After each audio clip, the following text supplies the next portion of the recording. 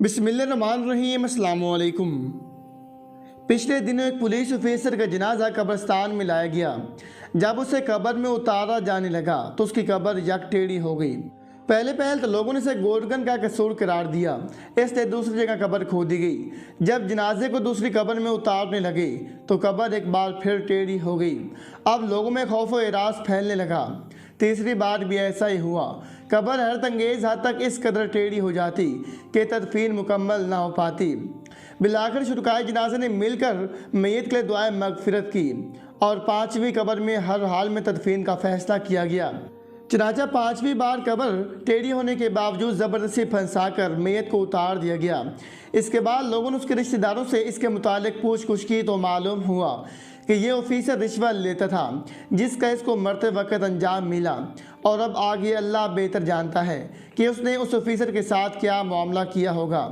हज़रत सैयदना अब्दुल्लाह बिन अब्बास रज़ी अल्लाह तआला अन्हु से मरवी है कि रसूलुल्लाह सल्लल्लाहु अलैहि वसल्लम का फरमान आलीशान है, जो शख्स किसी कौम का वाली और काजी मुकर्रर हुआ हो वो क़यामत के दिन इस हालत में पेश होगा कि उसका हाथ गर्दन से बंधा हुआ होगा। फिर अगर वो रिश्वत लेने वाला ना था और उसके फैसले भी हक पर मबनी थे तो वो आज़ाद कर दिया जाएगा।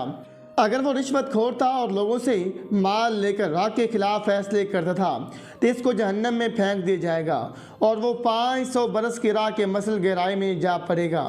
इस हदीस मुबारक से रिश्वत खोर के अंजाम के मुतालिक खूब इबरत हासिल होती है। इसी तरह के एक और वाक़या जो हैदराबाद टिंडो आदम के कपड़े के ताजर के साथ हुआ, इससे भी इबरत हासिल होती है। इकबारी इतला के मुताबिक कब्रिस्तान में एक जनाजा लाया गया। इमाम साहब ने जो ही नमाज जनाजे की नीयत बांधी, मुर्दा उठकर बैठ गया। लोगों में भगदड़ मच गई। इमाम साहब ने भी नीयत तोड़ दी और कुछ लोगों की मदद से इसको फिर लिटा दिया। 3 मरतबा मुर्दा उठकर बैठा। इमाम साहब ने मरहूम के रिश्तेदारों से पूछा कि क्या मरने वाला सूदखोर था। उन्होंने असबात यानी हाँ में जवाब दिया। इस पर इमाम साहब ने नमाज जनाजा पढ़ाने से इनकार कर दिया। लोगों ने जब लाश कब्र में रखी तो कब्र ज़मीन के अंदर धंस गई थी। इस पर लोगों ने लाश को मट्टी वगैरह से दबाकर बगैर फाते घर की राह ली। वो 5 वक्त पाबंदी के साथ नमाज पढ़ते थे। मालदार होने के साथ साथ बड़े सखी दिल भी थे। दिल खोलकर गरीबों और बेवाओं की इमदाद किया करते। कई यतीम बच्चियों की शादियां भी करवा दी और हज भी किया हुआ था। 1983 की सुबह उनका इंतकाल हो गया। बेहद मिलनसार और बाइखलाक थे। अहले मोहल्ला उनसे बहुत मुतासर थे, लिहाजा सौगवारों का तांता बंध गया। उनके जनाजे में लोगों का काफ़ी अज़दहाम था। सब लोग कब्रिस्तान आए। कब्र खोद कर तैयार कर ली गई। जो ही मैयत कब्र में उतारने के लिए लाए कि गज़ब हो गया, यक कब्र खुद ब खुद बंद हो गई। सारे लोग हैरान रह गए। दोबारा ज़मीन खोदी गई। जब मैयत उतारने लगे तो फिर कब्र खुद ब खुद बंद हो गई। सारे लोग फिर परेशान थे। एक आध बार मज़ीद ऐसा ही हुआ। आखिरकार चौथी बार तदफीन में कामयाब हो ही गए। फातिहा पढ़कर सब लौटे और अभी चंद ही कदम चले थे कि ऐसा महसूस हुआ जैसे ज़मीन ज़ोर ज़ोर से हिल रही है। लोगों ने बेसाख्ता पीछे मुड़कर देखा तो एक होश उड़ा देने वाला मंजर था। कब्र में दरारें पड़ चुकी थीं। उसमें से आग के शोले और धुआं उठ रहा था और कब्र के अंदर से चीखो पुकार की आवाज़ बिल्कुल साफ सुनाई दे रही थी। ये लर्ज़ाखेज़ मंजर देखकर सबके औसान खता हो गए और सब लोग जिस तरफ बंद पड़ा भाग खड़े हुए। सब लोग बेहद परेशान थे कि बज़ाहिर नेक सखी और बाइखलाक इंसान की आखिर ऐसी कौन सी खता थी जिसके सबब ये इस कदर हौलनाक अजाब कब्र में मुब्तला हो गया है। ताक़ीक़ करने पर उसके हालात को यूँ सामने आए। मरहूम बचपन से ही बहुत ज़हीन था, लिहाजा माँ बाप ने आला तालीम दिलवाई थी। जब खूब पढ़ लिख गया तो किस तरह सिफारिश और रिश्वत के ज़ोर पर एक सरकारी महकमे में मुलाजमत इख्तियार कर ली। रिश्वत की लत पड़ गई। रिश्वत की दौलत से प्लाट भी खरीदा और खासा बैंक बैलेंस भी बनाया। इसी के साथ हज भी किया और इसी माल से सारी सखावत भी किया करता था। मेरे अजीज़ों में 2 भाई कहीं परदेश गए हुए थे और चोरी या सीना जोरी से कहीं से बहुत सा माल कमा कर लाए, मगर अब उन्हें ये फिक्र दामन गिर हुई कि कहीं चोर इस माल को चुरा कर ना ले जाएं।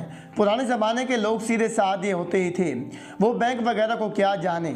दोनों भाइयों ने माल हिफाजत की ये तदबीर सोची कि भाई रात भर जागिए और दिन भर सोएं और वो जताने के लिए कि हम जाग रहे हैं कोई अलामा रखें ताकि चोर समझे कि ये लोग तो जाग रहे हैं। चनाचा ये दोनों रात पर ताशला बजाया करते और खोया खोया करते।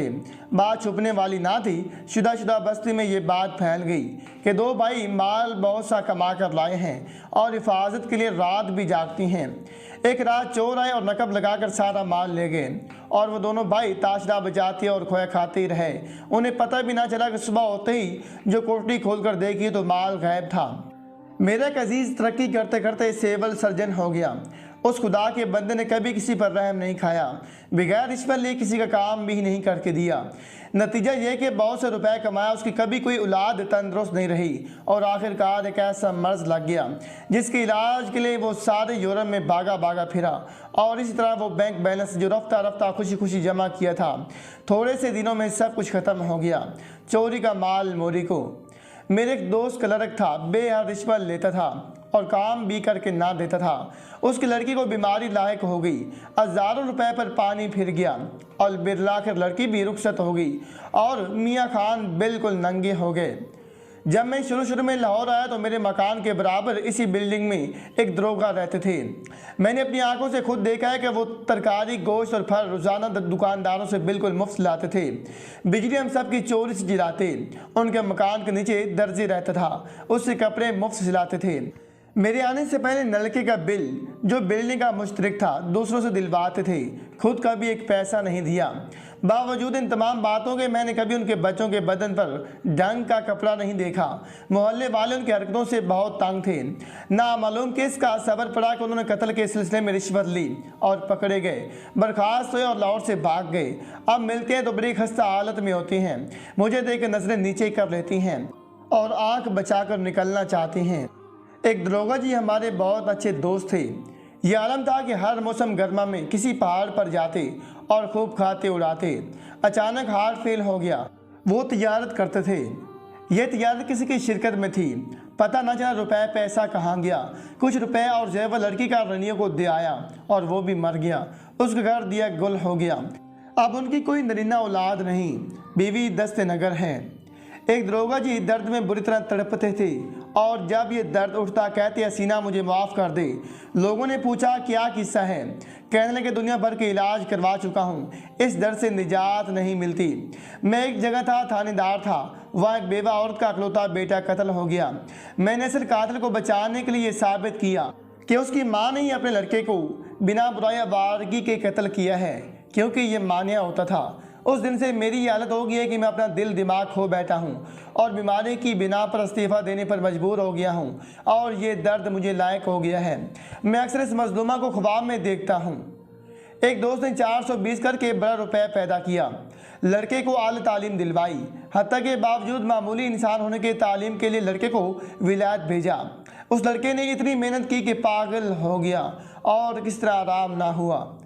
एक साहब ने लाखों रुपए तिजारत से नाजायज़ कमाया, कार, कोठी, बैंक बैलेंस सब कुछ ख़त्म हो गया। उनके यहाँ कभी कोई लड़का जिंदा ना रहा था, सिर्फ एक बच्चा था। उसे पढ़ाया लिखाया, शादी की और इसके बाद वो भी मर गया जिसके लिए सब कुछ किया था। वो चलता बना, मगर अब पछतावे से क्या होता है जब चिड़ियाँ चौके खेत। एक साहब ने तमाम नाजायज़ कमाई की, 1 लाख रुपए छोड़ के मरे। 2 बेटे छोड़े। इन दोनों हकीकी भाइयों को मैंने अपनी आंखों से देखा है कि वो हर हफ्ता अल्लाह आती हैं। एक दोस्त को सालते शराब पीते, कबाब उड़ाते और तीनों हीरा मंडी जाते। दोस्त का सारा खर्च भी यहीं बर्दाश्त करते, हत्ता कि सब रुपया पैसा ख़त्म हो गया और बिलाखिर वो गदे नशीन से खाक नशीन हो गए। मेरे अजीज़ों में एक साहब थानेदारी से पेंशन लेकर आए। सुना था सोने चांदी की ईंटें तक लाए हैं। उन्होंने एक बड़ा भारी कारखाना खोला, एक दुकान पर बड़े बेटे को बिठाया। ये दुकान कपड़े की थी। घर से खूब खिलाया और खाया। उनकी एक लड़की थी जो जजागरी में अपाहिज हो गई थी। बहुत रुपए सर्फ किया मगर आराम ना हुआ। फिर दरोगा जी को अस्तिकाह हो गया, बड़े इलाज किए, आखिर चल बसे। 2 बेटे छोड़ गए थे। बड़े बेटे ने अपने हिस्से में दुकान ले ली और छोटे ने कारखाना। दोनों आवारा थे, दोनों ने दुकान और कारखाना खाकर बराबर कर दिया। माँ को मार मार कर और रुपए बेच बेच कर खूब उड़ाया। जब वो ख़त्म हो गया तो एक कंपाउंडर हो गया और दूसरा लिप्टन कंपनी में मुलाजिम हो गया। हमारे अजीज़ों में 2 भाई थानेदारी से पेंशन लेकर आए। तरीके खिलाफत का दौर था। वो दोनों अमन सुबह की मेंबर थे। कस्बे में उनका तूती बोलता था। नामालूम किस बुलाकर रुपए कमा कर लाए थे कि उनके यहाँ मर्द और औरतें कोई 24 मुलाजिम थे। कुत्ते, मुर्गे, बिल्लियाँ, कबूतर अलहदा पके हुए थे। घर से एक नवाबी ठाठ बार था। मोहल्ले वालों को उन्होंने तंग कर रखा था, जिसको चाहते पिटवा देते। घर ने इस तरह जुल्म कर दिया कि एक दफ़ा एक फेरी वाला बिना रस्सी कपड़ा लाया। उन्होंने अपनी लड़की की शादी के लिए सारा कपड़ा खरीद लिया और एक हफ्ते के बाद दाम देने का वादा किया। इस बेचारे को क्या पता, देखा शरीफ लोग ने एतबार किया और चला गया। हफ्ते के बाद दाम मांगने आया तो उन्होंने इसे खूब पिटवाया और आखिर वो रोता पीटता गया। उनका घर जो एक अच्छा खासा महल था, वह अब उल्लू बोलते हैं।